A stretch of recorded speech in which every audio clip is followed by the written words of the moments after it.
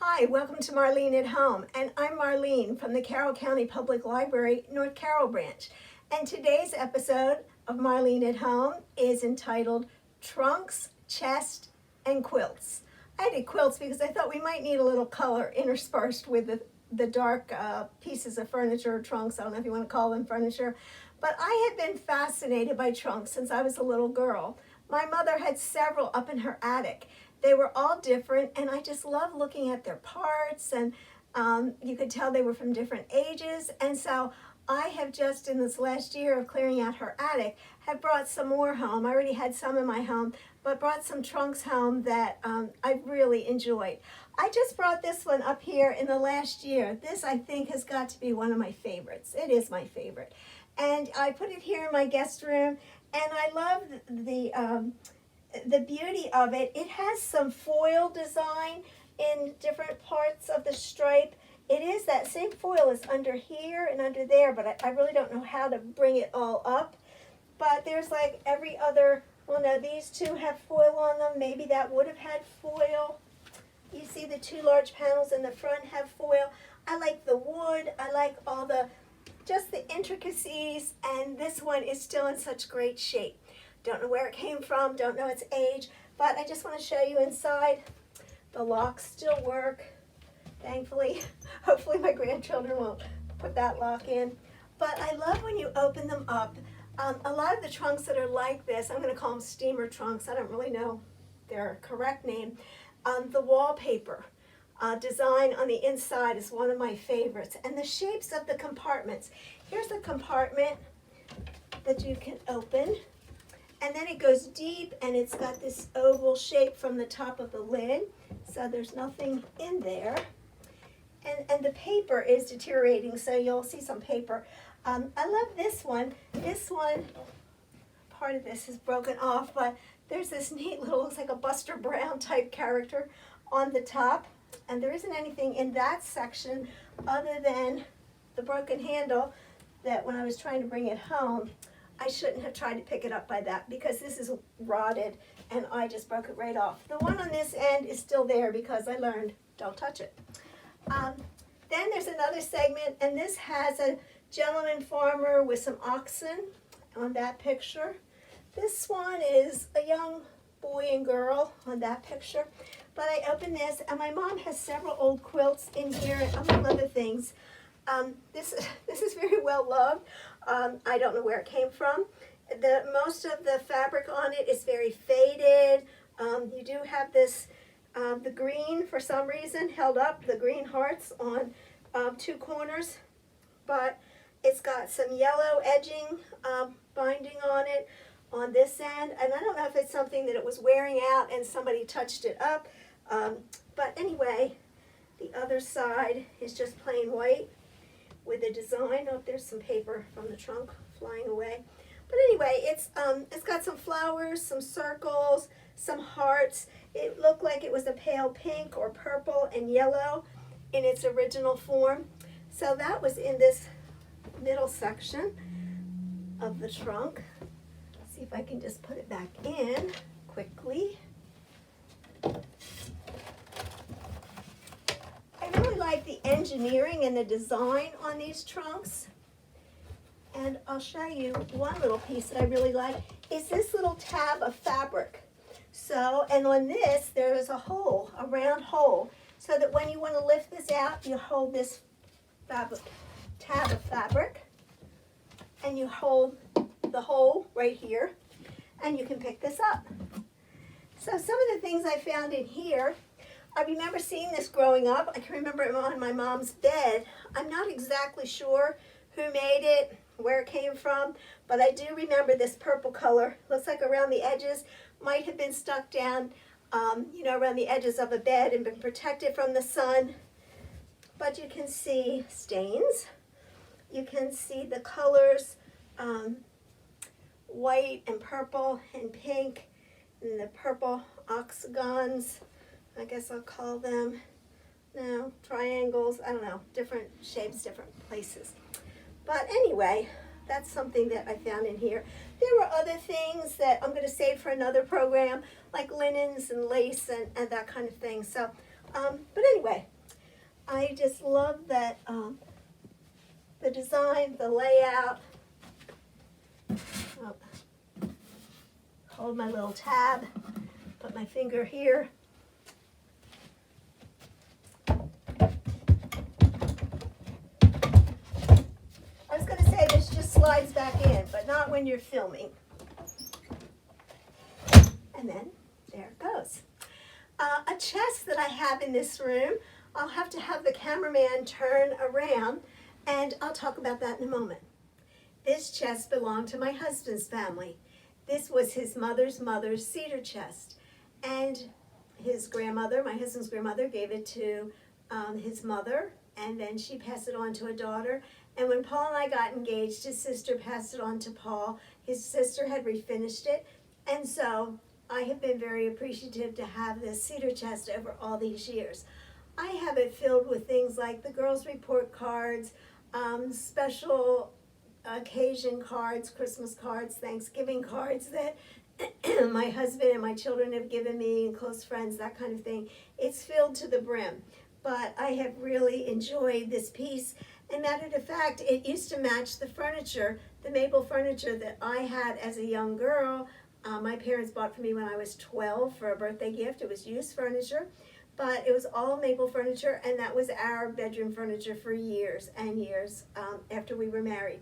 There's one other quilt in this room, and I've mentioned it before, but a friend made me this very lovely black and yellow quilt. She said she made it thinking of this room, and I love just the stunning different patterns and prints, and it just adds a lot, and I just throw it over the end of the bed or over the chair or over the cedar chest. Here is a quilt in pieces.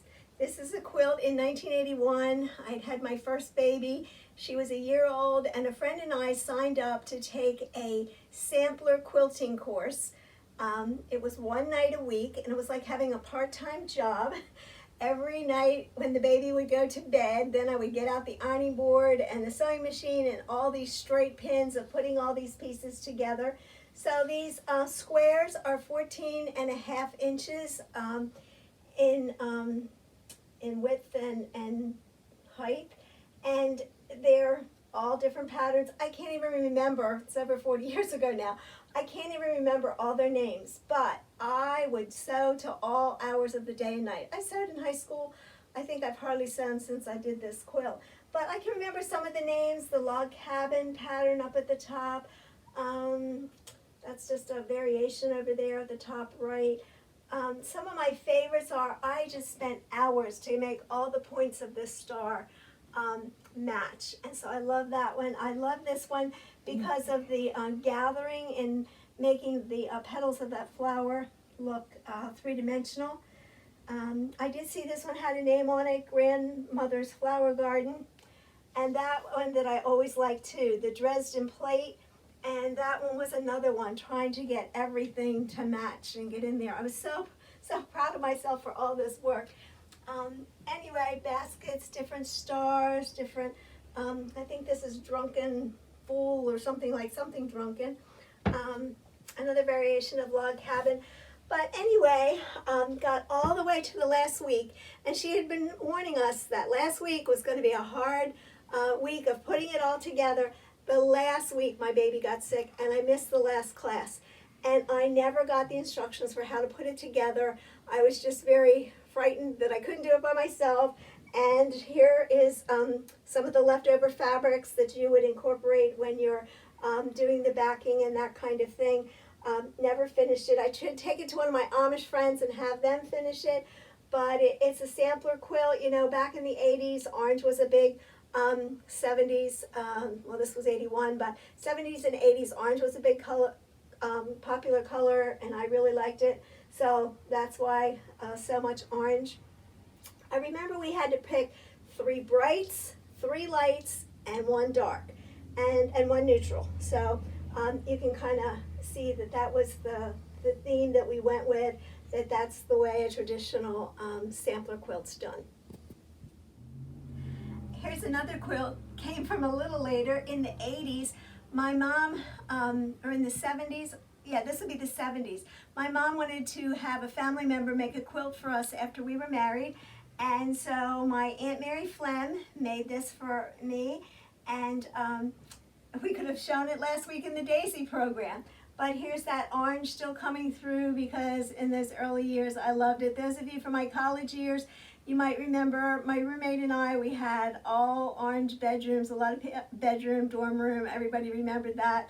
Had matching orange dresses for the open house night, whatever, orange, I was stuck on it back then. And I guess she was too. But anyway, this is all handmade and appliqued, and I'm showing it on a king size bed, but it's a queen size quilt. And on a queen size bed, this would come right on the pillows a little bit better than it does here. Here's another old trunk that was in my mom's attic that was filled with old bedspreads, quilts, crocheted afghans, that kind of thing. And I still have it in my garage and need to find somebody that I want to impose on to carry it down to the basement. But it does have some fun things about it. Here's one end of the trunk. Most of these stickers you can't read. Things have been crossed off, but the other end is more interesting. You can see this handle is about to fall apart, don't touch it kind of thing. But you can also see some stickers like this one from the Railway Express Agency. And this is my great aunt Irene sending this trunk from herself in Quakertown, PA to herself in Chester, Pennsylvania, and some additional tags I'll show a little closer. I love how it says that they will collect the charges from the consignee. So ship the package and then get the money, a little different than we do today. And this was November 12th, 1953.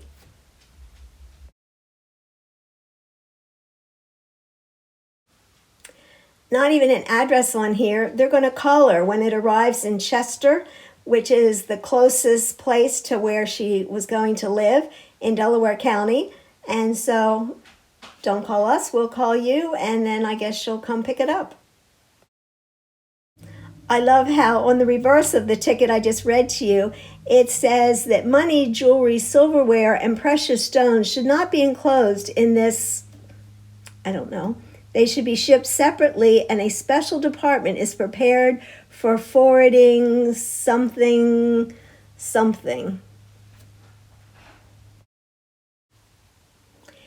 Here's a look at the inside of this trunk. Another pretty wallpaper. You can see the ledge there where it could have had a shelf in it like the trunk I already showed you, but this one did not have that any longer. Another chest that I'd like to show you is a blanket chest.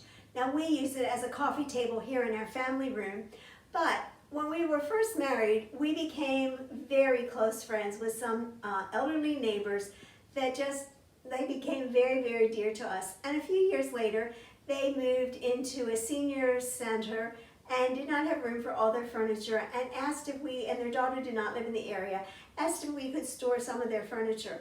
And one was an antique blanket chest from the 1700s that the man of the house may have refinished, I'm not sure, because it was just in perfect condition. So it was hard for me to believe it was so old, but maybe it was. And so then when they passed away, we gave that to all of their things to their daughter. But we always missed it. Now this is much smaller. The original blanket chest we had was maybe this high, maybe twice as deep. But anyway, my husband found this and brought it home when we moved to this house. And I've just loved it because it has reminded me of our dear friends, Mr. and Mrs. Bates. We just use it for blankets and things. And so when the kids are coming in and sometimes on the floor watching TV or on the couch, our whole family can be here. Everybody wants a blanket. We go into the blanket chest and just get things out. And so that's very handy. And there's an assortment of things. I also like that this chest has two drawers that now hold crayons, sidewalk chalk, or on that one there's more crayons and Mickey Mouse coloring books, that kind of thing that the younger children, it's down at their level and they can get. I want to end with one quilt that is just so pathetic. It is so old. And I should say, we lived, this was in the area of our first church. Matter of fact, my husband wasn't the pastor there yet. He was just in seminary when we lived at this farm and just down the lane from these dear older folks. But at our first church, there was a group of ladies that met every Tuesday all day long. They were called the White Cross Ladies. They would go early in the morning, 8 or 9 in the morning till 3 in the afternoon. They would bring their lunches, they would have lunch, but all morning they would quilt. And they would always make every bride in the church a quilt, every baby a quilt. And we were the lucky recipients to get 2 quilts. I couldn't lay my hand on the other one, the really nice one that I've never used because I've always wanted to keep it nice. But they made this quilt and we just have worn it out. I don't know that we ever put it on our bed, but it was always in our family room. And the ladies at the White Cross, some of the younger brides would say to me, I wish they'd ask me my colors or what patterns I like. But to those ladies, it was unheard of to make a quilt certain colors or patterns at that time. It was all out of scraps. And so one of the reasons this quilt disintegrated so much earlier is you can tell which scraps were very old fabric. And it's fun for me to look on here because I can see fabrics that look like they were from the 20s, the 30s, the 40s, the 50s. Then here's like some knits, maybe from like the 60s and the 70s. And so I'm sure that it was various families in our church. It was the men or the grandfather's shirt or tie or a lady's house dress or apron, or, you know, they never got rid of anything. And if something was stained, they cut it up in little patches and used it for the quilt. So this quilt is just very worn, very well loved. I've packed it away now for a number of years. I can't bear to get rid of it, but I don't want anybody to use it anymore, or it just won't, it won't be in existence any longer. And then it's just got a print background to it. And so some more quilt memories. Anyway, thank you for joining Marlene at Home today as we have talked about trunks and chest and quilts. I hope you've enjoyed it, and I'd love to have you come back again.